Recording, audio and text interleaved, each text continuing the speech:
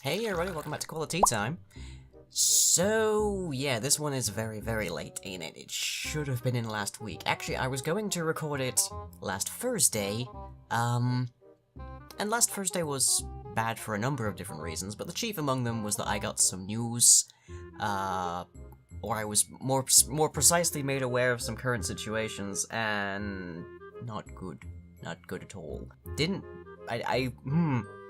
think it hit me as hard as it actually did, but kind of destroyed any capacity I had to really get into creative pursuits, like basically my job. So, yeah.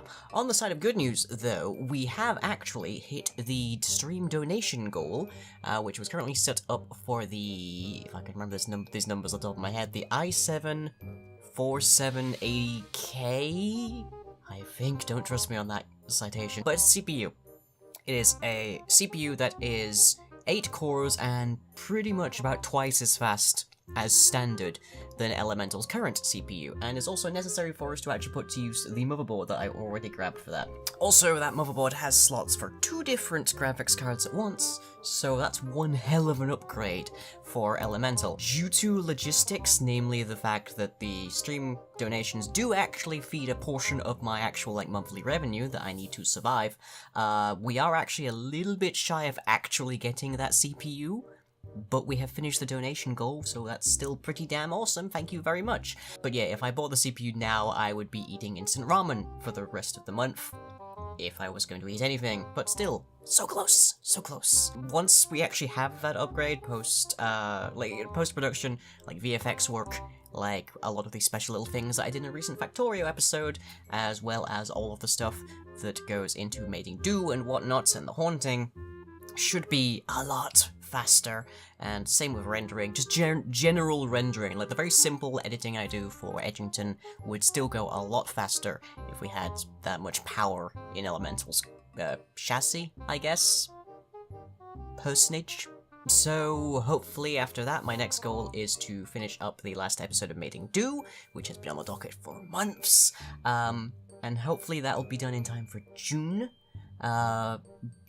Then my next goal after that, I guess, is to finish up the last episode of The Haunting, which has been more or less mired in delays from other things being on my palette, and also scripting, because I really, really suck at writing long videos. I can't write long scripts, apparently. But we'll hopefully have that fixed up, and before the year is out. I know it's been it's been nearly a year waiting on this last episode of Haunting.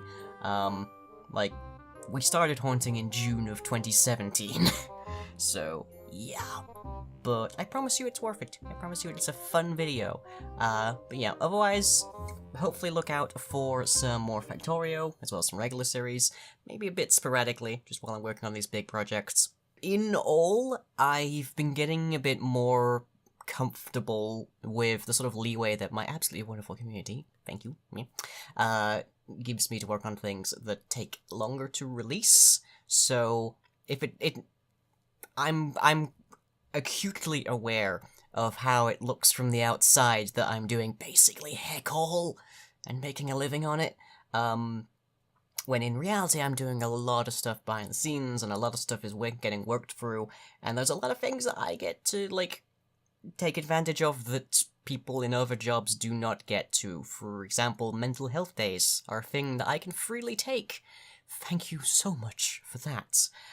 Someone did mention recently that they like how upfront I am about how much people do for me. I'm basically crowdfunded.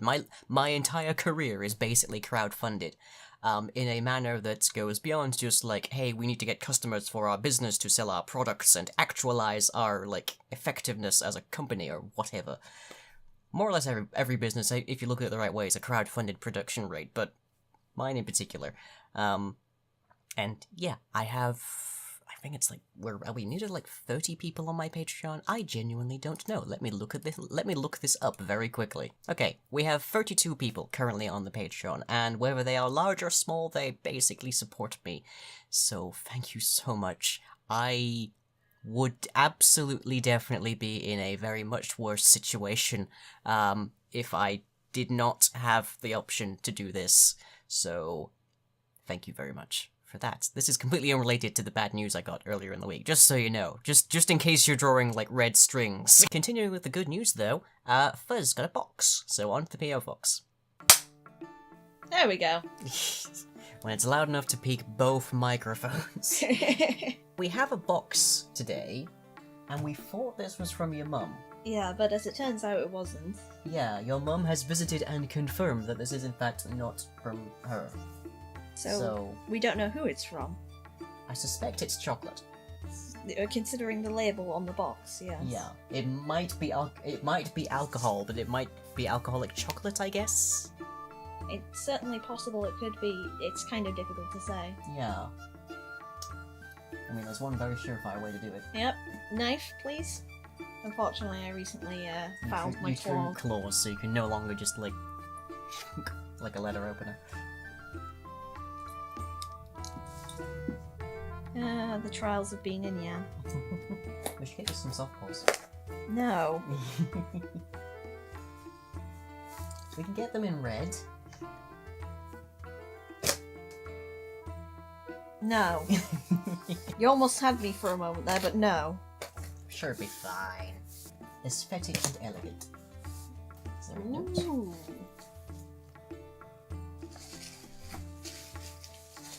Salted caramel fudge. Oh wow. Whoever sent that, thank you very much. Someone has sent you specifically some salted caramel fudge. And I'm sure I will very much enjoy that. Ooh. And also the bubble wrap. Yes, the bubble wrap certainly. I'm sure my microphone is enjoying that as well. No indication here. But thank you. That's really nice. And I will hopefully very much enjoy that. Martin's Chocolatier from Nottingham, apparently. So, as far as we know, that is the entirety of who sent this.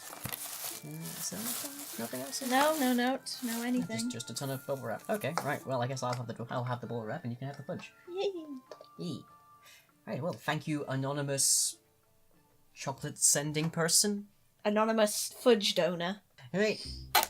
On to the schedule. And our schedule for the week, which for some reason I'm going to start on Tuesday, because, yeah. On Tuesday at 9 PM BST, we have some more building blocks. We're doing some more work on various oddities as we work on a craftable AI system for the oddities. Then on Thursday at 11 PM BST, we have Midnight Squad, playing XCOM 2 War of the Chosen. All of the bosses of the game are dead. Every single ruler, every single chosen. It's time, finally, to ruin Advent's Day. And then on Saturday at 9 PM BST, we have The Carousel. We've had monsters and bombs and magical cats. What will the Great Wheel strike us with this week? And videos you might have missed. First up, we have an episode of New Helena, where the changelings get together to set up a new public farm for all of their grumbling bellies.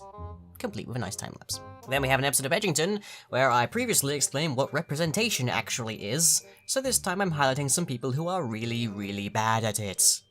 And lastly, we have an episode of Factorio with Strife, where at long last, and on a different channel, Lying and Strife's adventure in Factorio returns.